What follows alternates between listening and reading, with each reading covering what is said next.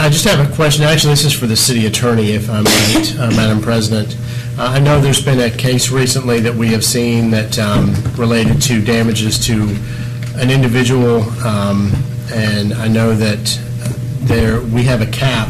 I know it's $200,000 is the current cap for liability for cities, but this particular case, the Galusha case, was a $100,000 cap because of when it occurred.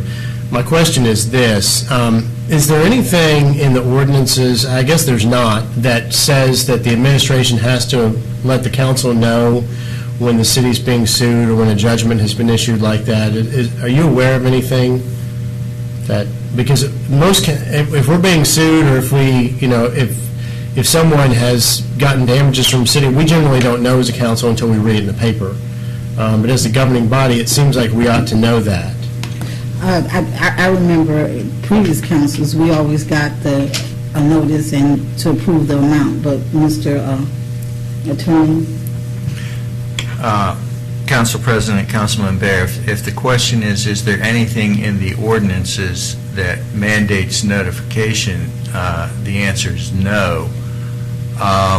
If the question is how you're notified, in cases that I think are significant, and the significant cases, in my opinion, are challenges to the charter or any catastrophic event, I take it upon myself to notice council.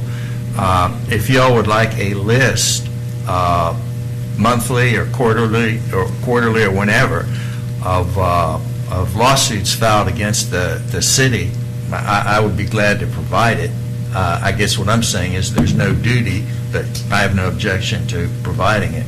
It would be helpful to know. And I know in this case, I think that the award in the trial was higher than the actual allowed limit from the city. And so beyond that, the only remedy for that particular person would be go for a claims bill to the Florida legislature, I believe. Is that your understanding? Yes, sir. And without getting into the nitty-gritty of it, the philosophy behind that has to do, of course, with public funds and money, because the payments are paid out of public funds. Right.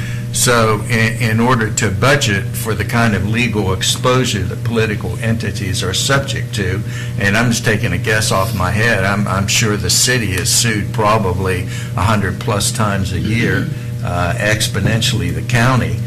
In order to provide some rational basis to budget that money, sovereign immunity caps are established. So among other things, for example, if you have a case where the risk manager budgets the maximum sovereign immunity cap, which is $100,000, and you have a case that exceeds that by a couple $100,000, then people sort of have to scratch their head and say, okay, what project don't I want to fund?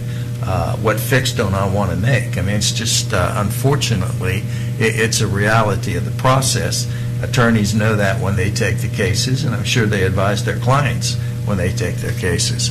So, it's like a lot of other things in politics and the law. It's a balancing act. But you're right. The only relief is for a claims bill in front of the legislature.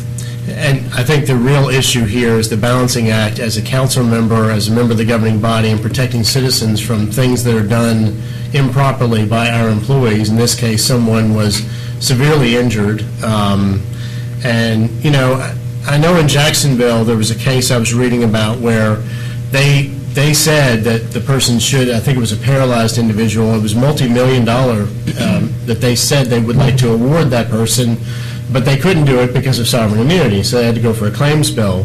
My last question is this: as a council, can a council vote to recommend that or do a resolution in support of someone who has been wronged by the city when it goes to be a relief bill? I mean, can we submit our opinion that we think it ought to be awarded? Yes, sir. Okay. If that's council's pleasure, they can do that. Okay. Thank you. I want to get that as council as a body or council as an individual council member. Well, I would think that in order to be effective, it would carry more weight from council as a body. But there's certainly nothing that prevents an individual council member, that's part of,